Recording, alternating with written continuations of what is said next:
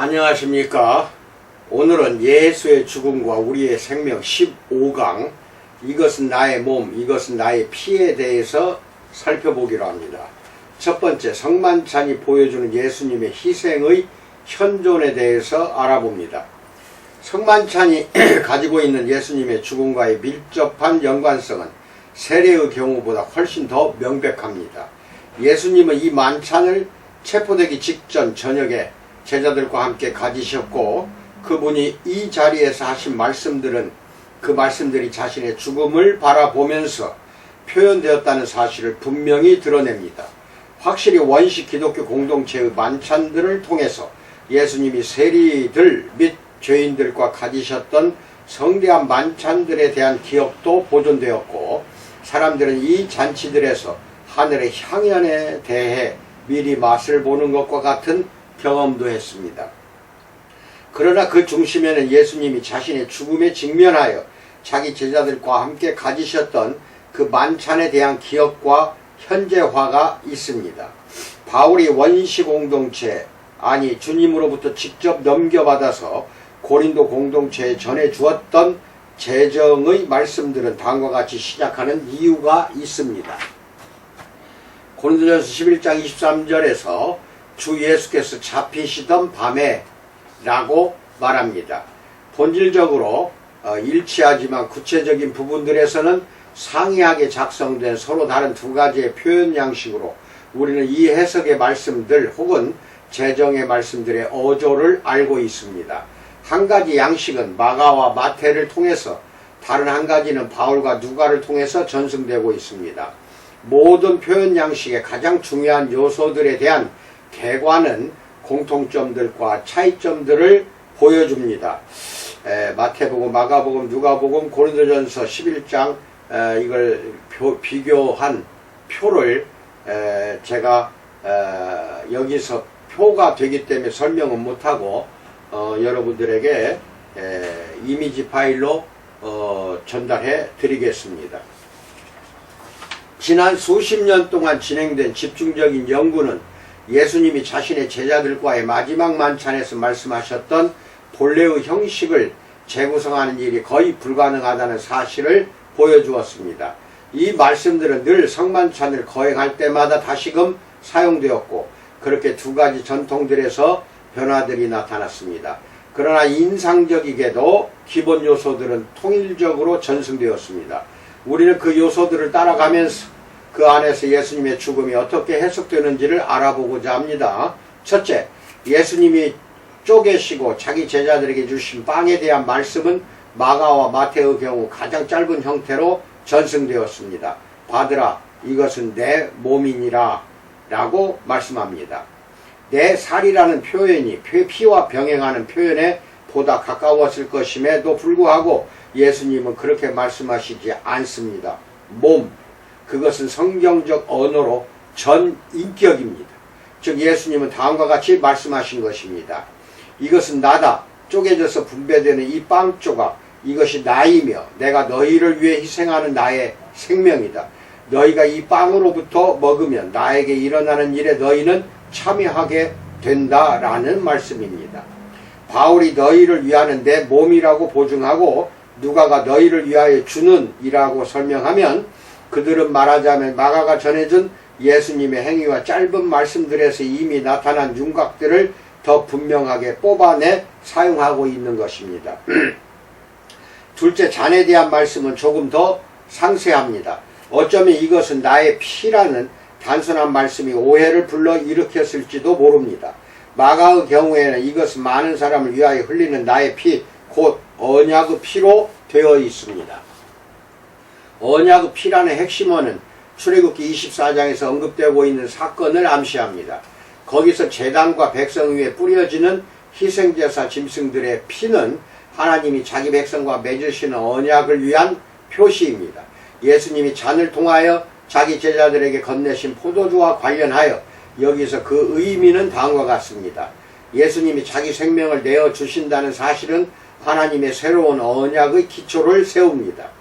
이것이 예수님의 죽으심을 가리키고 있다는 사실은 두 번째 진술이 보여주는데, 이 진술은 많은 사람을 위하여 흘리는 나의 피라는 말씀 속에 들어 있습니다. 피를 흘리심은 예수님이 죽으시는 죽음의 종류에 대한 암시가 아닙니다. 왜냐하면 십자가형은 잘 알려진 대로 많은 피가 흐르지 않았던 처형 방법이었기 때문입니다. 이 진술은 오히려 예수님의 생명 내주심을 구약성경에 나오는 속죄 제사들에서 번제단 밑에 피를 쏟는 일과 비교합니다.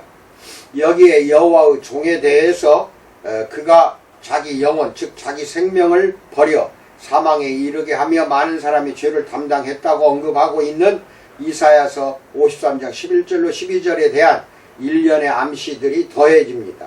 이러한 연관성은 왜 여기서 너희를 위하여가 아니라 많은 사람을 위하여라고 말하는지도 설명해 줍니다. 시야는 제자 그들을 넘어섭니다. 많은 사람을 위하여는 모든 사람을 위하여에 대립하는 표현도 아니고 이 생명 내주심에 효력이 미치는 사람들의 다수를 바꿔 쓴 말입니다. 스스로 죽으심으로써 예수님은 사람들의 죄를 짊어지시고 그들을 속죄하십니다. 마테우 버전은 그래서 그 의미에 상응하도록 죄사함을 얻게 하려고 라는 말을 보충하고 있습니다. 이와 반대로 바울 전통에서는 새 언약 모티브가 보다 더 강하게 부각되고 있습니다. 이때 확실히 예레미야 31장 31절이 암시되고 있습니다. 예수님의 생명 내주심 속에 새로운 구원의 질서, 곧 하나님과 인간 사이의 관계를 완전히 새롭게 어느 정도 내면으로부터 형성하는 새로운 언약이 그 기초를 세우고 있습니다. 만찬 때 잔으로부터 마시는 일은 곧 예수님의 피, 즉 자기 생명의 내주심이 일으킨 것에 참여할 수 있는 선물을 받았다는 사실을 의미합니다. 그 선물은 이중적입니다. 즉 모든 사람을 위한 예수님의 죽음을 통해서 일어나게 된 죄의 정화, 그리고 새로운 언약, 곧 하나님이 예수님의 생명 내주심을 통하여 정당화하시는 전 인류와의 새로운 연합입니다. 셋째, 세 번째 요소는 바울과 누가가 전달해주는 전통에 기원을 두고 있습니다. 즉 예수님은 이것을 행하여 나를 기념하라 라고 말씀하십니다. 이 말씀이 의미하는 바는 무엇인가요? 고대에는 무덤들에서 죽은 사람들을 기념하는 만찬들을 가지는 일이 관습이었습니다. 하지만 이것이 예수님의 요구에 담긴 의미는 확실히 아닙니다. 오히려 예수님의 죽음을 기념하면서 빵과 잔의 상징을 통하여 이 죽음이 우리와 많은 사람을 위하여 일어났다는 사실을 되풀이하여 새롭고 생생하게 기억하는 일이 중요합니다. 한 가지 유비는 이스라엘의 6월절 축제입니다. 사람들 매년 이 절기로 출애굽을 상기하고 그렇게 하나님의 구원 행위를 현재 세대를 위해서도 명백하게 기억합니다. 이와 같이 예수님의 마지막 만찬을 반복하는 만찬을 가질 때 그분의 죽음이 일으킨 구원은 그 죽음을 기념하는 과정에서 거듭하여 새로운 현실이 되어야 합니다. 넷째, 마지막 요소는 마가와 마태에서 나타납니다. 그 요소는 그리스도께서 포도나무에서 난 것을 하나님 나라에서 새 것으로 마시는 날까지 다시 마시지 아니하리라 라는 사실에 대한 언급입니다. 이로써 성만찬 말씀들은 예수님의 죽음을 넘어 완성된 나라라는 그분의 길의 목표와 하나님이 모든 민족들에게 베풀어 주실 큰 축제의 만찬을 가리킵니다. 참조로 이사야서 25장 6절과 마태복음 8장 11절도 보세요. 바울도 자신의 성만찬 전승에서 그와 같은 전망을 알고 있는데 이것을 약간 다르게 표현합니다. 고린도전서 11장 26절에서 너희가 이 떡을 먹으며 이 잔을 마실 때마다 주의 죽으심을 그가 오실 때까지 전하는 것이니라 라고 말합니다. 이미 만찬의 거행이 빵을 공동으로 먹고 같은 잔으로부터 마시는 일이 예수님의 죽음의 선포입니다. 예수님의 죽으심을 통해서 하나님과 새로운 관계를 맺게 되고 서로 간에 연결된 사람들에게 그분이 어떤 의미를 가지는지가 여기서 드러나게 됩니다. 바울에게는 주의 만찬에서 먹고 마심으로써 눈으로 볼 수 있는 말씀들과 경험할 수 있는 선포도 존재합니다. 만찬을 거행함으로써 공동체는 그리스도의 십자가와 다시 오심 사이에 걷고 있는 자신들의 길을 위한 여행용 양식을 얻게 됩니다. 공동체는 빵을 함께 먹고 잔으로부터 마심으로써 그리스도의 이타적 실존, 곧 다른 사람들을 위한 그분의 삶을 연합에 대한 개인적 약속과 근거로서 경험합니다. 신약 성경은 주의 만찬이 희생제사라고 말하지 않으며 만찬을 통해 그리스도의 희생이 현실화된다고 하지도 않습니다.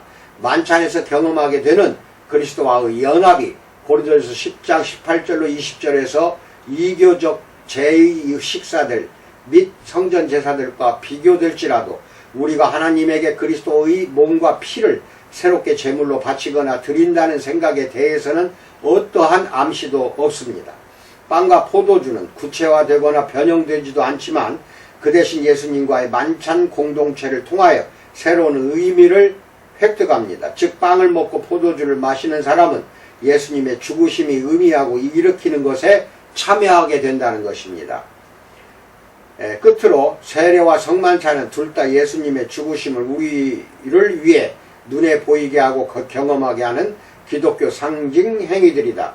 두 경우에 이것은 새로운 생명이라는 관점에서 일어난다.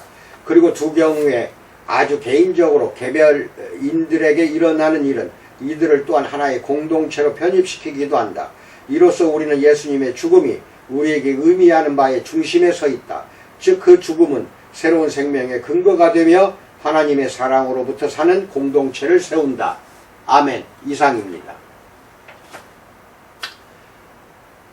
새롭게 몸과 피에 대한 내용을 살펴보았습니다. 여러분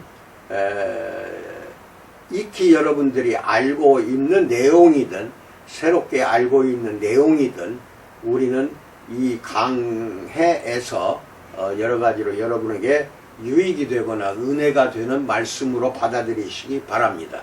끝까지 잘 들으시는 분들에게 주님이 축복이 가득하기를 축원드립니다. 감사합니다.